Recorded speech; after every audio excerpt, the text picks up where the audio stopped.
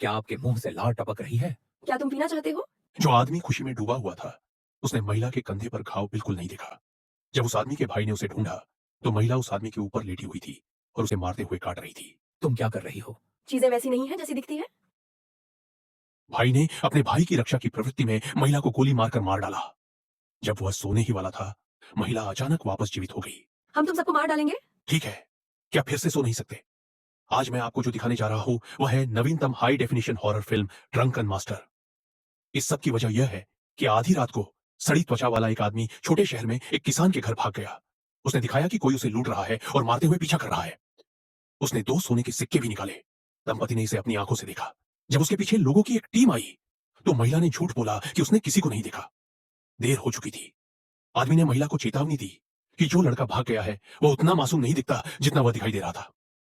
जब लोगों की टीम चली गई, महिला अपने कमरे में लौटी और उसने अपने पति को बर्फ में लेटे हुए पाया। कुछ देर बाद वह फिर से खड़ी हो गई। देखो, वह पूरी तरह ठीक हो गया है।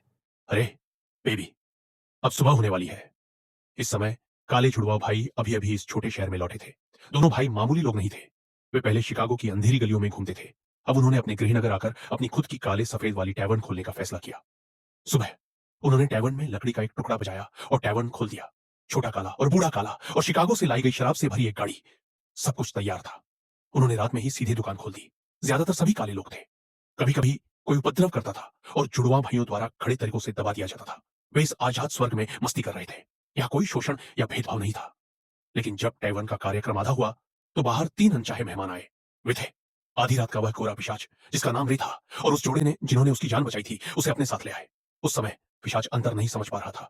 उसने कहा कि वह भी टैवर्न में जाकर संगीत बजाना चाहता है, लेकिन यह अजीब था और वह एक गोरा आदमी था, इसलिए उसे अधिक सतर्क भाई ने मना कर दिया। पिशाच एक साथ बैठ गए और खुद ही संगीत बजाने लगे। लेकिन क्योंकि काले लोग गरीब थे, वे उपभोक्ता कूपन पर पैसा खर्च करने आए थे और नकद में एक पैसा भी नहीं मिला। भाई ने अपनी गोरी प्रेमिका से शिकायत की कि वह 3 दिन से कम में मर जाएगा। गोरी प्रेमिका ने तीनों लोगों से मिलने और देखने का फैसला किया कि क्या उनके पास पैसा है। जल्द ही वह बिना किसी समस्या के वापस आई और अपने भाई से कहा कि वे बहुत अमीर हैं और उसके भाई को चूमने के लिए उत्सुक है। उसका भाई ऐसे प्रलोभन को कैसे सहन कर सकता था।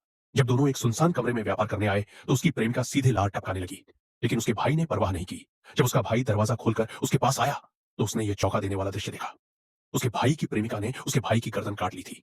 जब महिला भाग गई, तो उसके भाई ने दुख में अपने भाई के शरीर को थाम लिया। संगीतकार लाओहेई ने महसूस किया कि स्थिति ठीक नहीं है और केवल बाहर जाकर सभी को बता सकता है कि आज रात की पार्टी खत्म हो गई है और सभी को अलग अलग घर जाने दें। हालांकि निराश थे, सभी को जाना पड़ा। उसके भाई की पत्नी, उसकी भाभी जादू टोने में थोड़ी माहिर थी। उन्होंने अनुमान लगाया कि वे किसी दुष्ट आत्मा या किसी और भयानक चीज का सामना कर रहे हैं। तभी एक कर्मचारी जो बाथरूम गया था, वापस आ गया।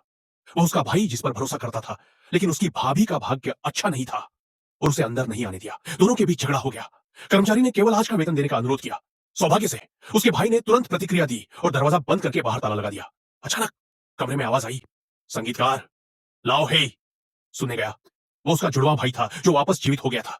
उसकी भाभी हैरान रह गई। एक सिगरेट का धुआं उसके भाई के चेहरे पर फैल गया। इस बिंदु पर उसकी भाभी को एहसास हुआ कि यह कोई दुष्ट आत्मा नहीं, बल्कि एक पिशाच था। यह जानकर कि यह एक पिशाच है, उसकी भाभी ने कार्रवाई की। उन्हें लहसुन, लकड़ी, चांदी और पवित्र जल की आवश्यकता है। इन पिशाचों को मारा नहीं जा सकता। उन्हें केवल लकड़ी से धूप में संदेश पहुंचाने की आवश्यकता है। यह अभिशाप को समाप्त कर सकता है और बंधकों की आत्माओं को मुक्त कर सकता है। यह सुनिश्चित करने के लिए कि उनमें से कोई पिशाच नहीं है, सभी ने लहसुन का एक टुकड़ा खाया और कोई असामान्यता नहीं होने पर ही उन्हें जाने दिया गया। तभी दरवाजे के बाहर मदद के लिए आवाज आई, लेकिन जब दरवाजा खोला गया, तब तक बहुत देर हो चुकी थी। बचे हुए लोग शिकार बन गए। तभी लेमी और उसका जुड़वा भाई भी आ गए। पिशाच लेमी ने उन्हें बताया कि यहां विरोध करना बेकार है। कल ये जगह नहीं रहेगी, क्योंकि इस फैक्ट्री का मालिक वास्तव में स्थानीय गैंग का नेता है।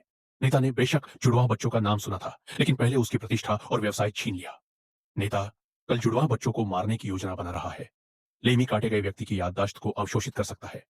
आधी रात में जिस किसान को उसने काटकर मार डाला था, वह नेता का भतीजा था, इसलिए वह यह सब जानता था। लेमी सभी को एकजुट करने और फिर नेता को मारने की योजना बना रहा है। इस छोटे से शहर में अपनी खुद की एक गैंग बनाएगा। जोही ने सीधे दरवाजा बंद करके लेमी की छाया को बाधित किया। इससे लेमी बहुत गुस्से में आ गया। सभी पिशाचों ने उसे घेर लिया। पता चला कि ग्राहक बचकर नहीं निकले थे, लोग अंदर घुसने वाले थे। सभी तैयार हो गए। जिस क्षण पिशाच अंदर आया, हड़कंप मच गया। लेमी उसकी भाभी पर झपटा। उसने लहसुन का एक टुकड़ा फेंका और पाया कि लेमी का दर्द सभी पिशाचों में फैल जाएगा। उसे अभी पता चला और उसने अपने जुड़वा भाई को बताया कि उसे पिशाच बने भाई ने काट लिया था। दुखी होने का समय नहीं था। वे जल्दी से ऊपर की ओर पीछे हट गए। संगीतकार लाओहेई ने उन्हें कवर करने का फैसला किया। उसने एक घूंट शराब पी और इसे अपनी कलाई पर मारा। उसने पिशाच को आकर्षित करने के लिए खून की गंध का इस्तेमाल किया। अंत में वह बहादुरी से मर गया। जाहिर है लाओहेई ने छोटे पिशाचों को आकर्षित किया था। जहां तक लेइमी और उसके भाई की बात है, वे तुम्हारा इंतजार कर रहे थे। जिस क्षण गेट खुला, लेइमी अंदर आया और जियोहेई को पकड़ लिया। उसके भाई ने अपने भाई को नीचे धकेल दिया। जियोहेई को देखते हुए जियोहेई की प्रेमिका सीधे एक लकड़ी के घर की ओर भागी। दुर्भाग्य से जियोहेई को पिशाच बने लेइमी ने काट लिया था। जियोहेई ने अपने भाई को दबाया और लेइमी पर गोली चलाने के लिए हाथ बढ़ाया और उसे नीचे गिरा दिया। जियोहेई तेजी से भाग गया। जियोहेई जियोहेई का चचेरा भाई भी था। उनका सबसे शुद्ध प्यार था। साथ ही उसने सोचा कि कोई भेदभाव नहीं था। यह संस्कृति की विरासत और भविष्य में शुद्ध आस्था का प्रतिनिधित्व करता है। यदि पिशाच गुलामी और ऐतिहासिक उत्पीड़न का प्रतीक है, तो जियोहेई कला की विरासत के माध्यम से सांस्कृतिक प्रतिरोध का प्रतिनिधित्व करता है। लेइमी के जियोहेई का पीछा करने से हिचकिचाने का कारण अनिवार्य रूप से अभिव्यक्ति की स्वतंत्रता थी, जिसे उत्पीड़न प्रणाली अनियंत्रित स्वतंत्रता को मारने का प्रयास करती है।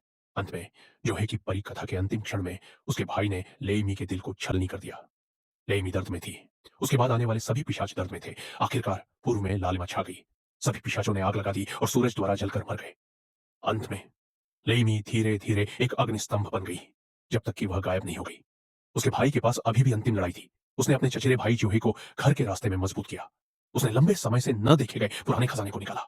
जल्द ही गैंग का नेता अपने आदमियों के साथ फैक्ट्री में आया और जुड़वा बच्चों को मारने के लिए तैयार हो गया। लेकिन अगले ही पल गोलियां खत्म हो गईं। उसके भाई ने चार्ज की हुई बंदूक ली और मौत का देवता बन गया।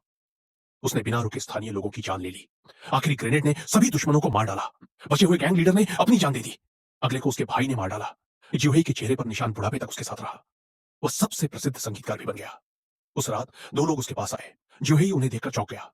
उसे अचानक कई साल पहले की रात याद आ गई। उसकी भाभी ने एक बार कहा था कि भले ही उन्होंने उन लोगों को मार डाला जिन्होंने उन्हें बनाया था, फिर भी वे जीवित रहेंगे। उन्हें केवल एक एक करके मारा जा सकता है। जाहिर है ये जुड़वा भाई और उसकी प्रेमिका है। दोनों के पिशाच बनने के बाद उन्होंने अपना चेहरा बनाए रखा और अब तक जीवित रहे। जियोहेई ने अपने भाई से पूछा कि उन्होंने यह कैसे किया। पता चला कि उसके भाई ने अपने भाई को हरा दिया, लेकिन वह उसे मार नहीं सका। उसने अपने भाई से कहा कि वह जियोहेई के पास न जाए और उसे अच्छी तरह जीने दे। फिर उसने अपने भाई को जाने दिया। उसके भाई ने भी अब तक अपना वादा निभाया। वह जियोहेई को कभी न मरने दे और अपना संगीत बजाते रहे। लेकिन जियोहेई ने सिर हिलाकर कहा कि जरूरत नहीं है। मुझे लगता है कि मैंने इस दुनिया को काफी देख लिया है। अंत में जियोहेई ने एक गाना बजाया। ऐसा लग रहा था कि वे उस दिन वापस चले गए हैं। जब उन्होंने अलविदा कहा, जियोहेई ने कहा कि हालांकि हर कुछ देर में उसे उस रात का सपना आता है, लेकिन जब सूरज उगता है तो वह सबसे अच्छा दिन होता है। उसके भाई के लिए भी यही बात है। वो आखिरी बार था जब उसने सूरज देखा था और आखिरी बार जब उसने अपने भाई को देखा था। उन कुछ घंटों के भीतर वे आजाद थे। यह उल्लेख करने योग्य है कि फिल्म में संगीत भाग एक अद्भुत लंबे शॉट के माध्यम से विभिन्न युगों और नर्क की कलात्मक अभिव्यक्ति के बीच की बातचीत को दर्शाता है। इसमें रॉक संगीत है, जो युद्ध के बाद की लोकप्रिय ब्लू टोन संगीत का प्रतिनिधित्व करता है। अफ्रीकी जनजातियों का मूल नृत्य और हिप हॉप संगीत और अफ्रीकी ड्रम्स भी है। यहां तक कि चीनी ओपेरा तत्व और अमेरिकी पॉप संगीत भी शामिल है। संक्षेप में निर्देशक यह कहना चाहते थे कि अमेरिकी समृद्धि की नींव काले लोगों के उत्पीड़न और रक्तपात पर बनी है। पिशाचों की थीम के माध्यम से यह घटना बहुत समान हो गई।